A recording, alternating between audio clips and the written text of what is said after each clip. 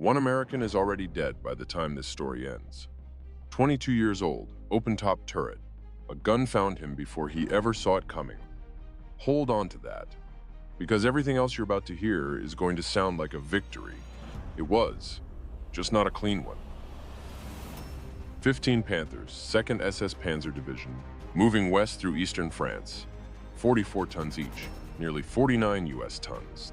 The most feared tank on the Western Front. 15 of them, against 4. 4 M18 Hellcats, armor so thin the crews had a name for it. Not protection, a speed tax. 1 inch of steel, about 25 millimeters, between them and anything the Germans fired. In 90 minutes, those 4 vehicles destroyed 7 Panthers, forced an entire SS company to withdraw, and canceled a German counterattack 2 weeks in the planning. How? Not firepower, not armor, one thing. 55 miles per hour, and a lieutenant who understood something the SS never figured out until it was over. Speed isn't just how fast you move. Speed is where you are when the shot arrives. This is what happened, and why one of those crews didn't come home the same way they left. Lieutenant James Farley didn't brief his crews on armor thickness that morning. One number, 55 miles per hour, 89 kilometers per hour in a track combat vehicle. The Panther topped out at 34 kilometers per hour, about 21 miles per hour, under ideal conditions.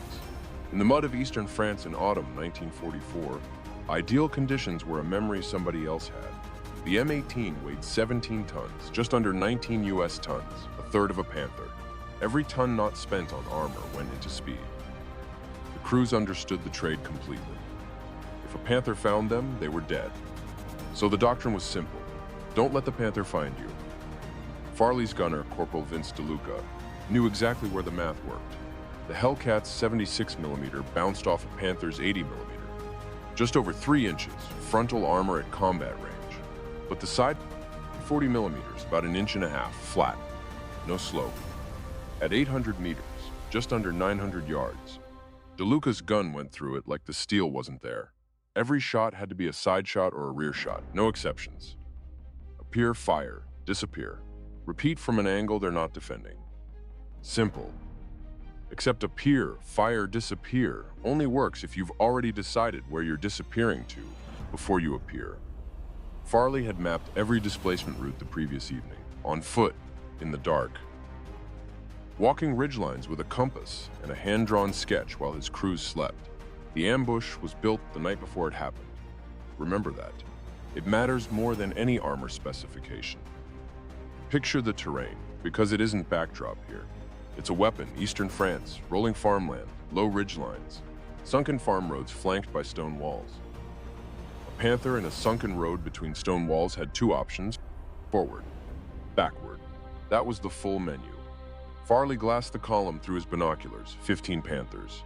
March formation, no flanks, security, no scouts ahead. Moving with the confidence of something that believed it was the most dangerous thing in the area. Wrong. 2 choices, 90 seconds to decide. Report the contact to pull back. Stay alive, let artillery handle it, or set the trap. He set the trap. 4 Hellcats into position. 2 north, 2 south, staggered, pre-assigned targets. Pre-planned displacement routes. Routes Farley had walked the night before. 15 seconds in position, not 16. 15, fire and move. At 13:47 hours, the column stopped, not because they detected anything. A farmer's abandoned cart sat wedged between 2 stone walls.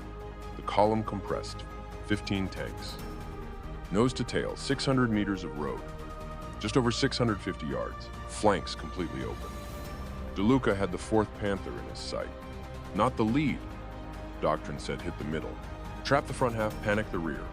Range, 780 meters, about 850 yards. Angle, 90 degrees to the side armor. He fired. The round hit just behind the turret ring. The Panther slewed left and stopped. Smoke poured from every hatch. 3 seconds later, all 4 Hellcats fired simultaneously. 2 more Panthers hit. 4 seconds of firing. 3 Panthers dead before a single German turret finished traversing. Then one word on the radio. Moving. Full throttle in reverse. Engines screaming. 40 miles an hour before the Germans finished processing what hit them. The Panthers returned fire 30 seconds later.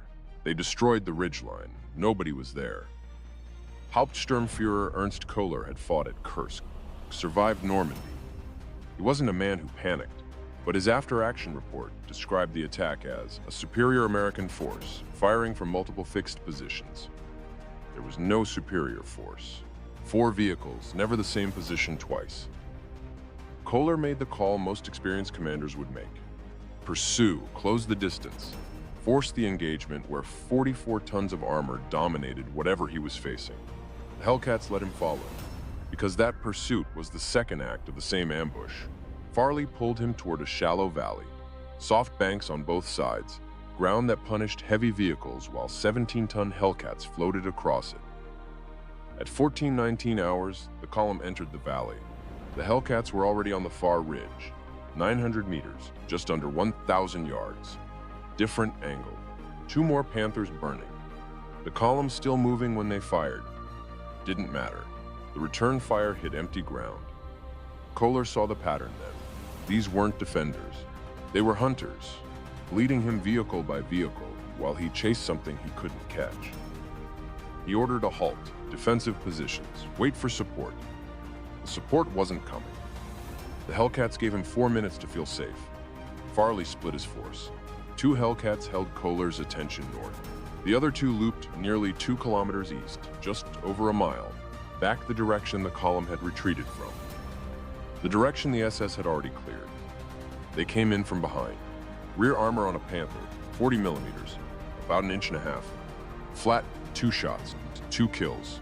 Then the Pak 40 fired, a towed anti-tank gun dug in, camouflaged. Farley's night before reconnaissance hadn't found it. It had waited through 2 full firing runs without revealing itself. Waited for 1 Hellcat to pause long enough, if it got one.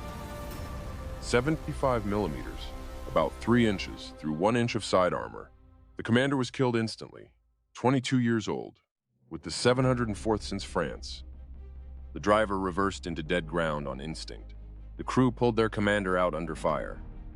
Here's what I want you to sit with. The Pak 40 did what 15 Panthers couldn't. 1 gun dug in, patient. It found the one gap the Doctrine couldn't close. The Doctrine was right. It also had a cost. Both things are true. 3 Hellcats, 9 Panthers. Kohler understood what he was facing.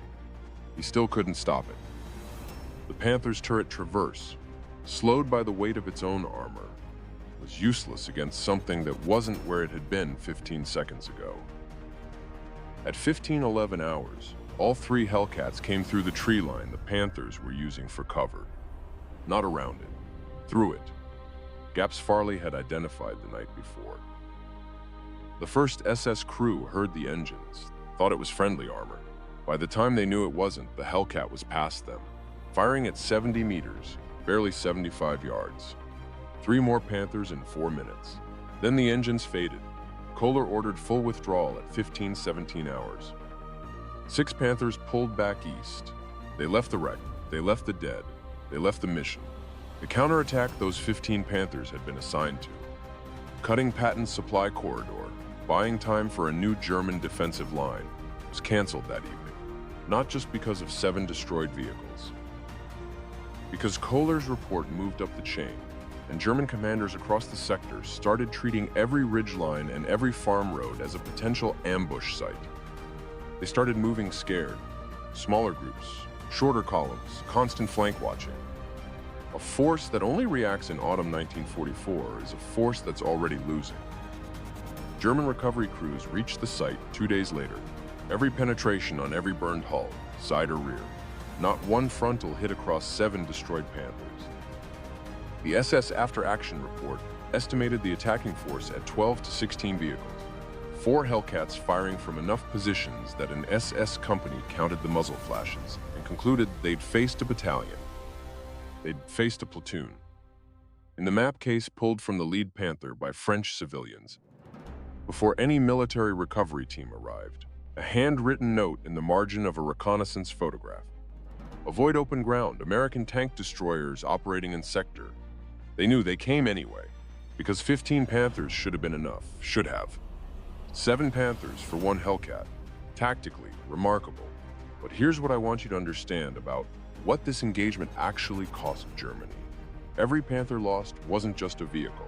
It was months of manufacturing, a trained crew that couldn't be replaced at the same rate, a gap in the line something older and slower would have to fill. And beyond the vehicles, it was confidence. The SS belief that their armor made them dominant.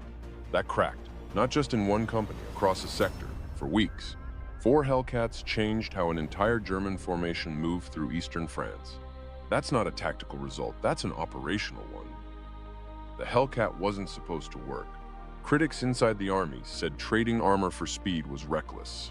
An open-top turret was a death trap. They weren't entirely wrong. The 22-year-old in Hellcat 4 proved it. But the Doctrine was right about one thing that no specification chart could measure. A force that refuses to fight on your terms.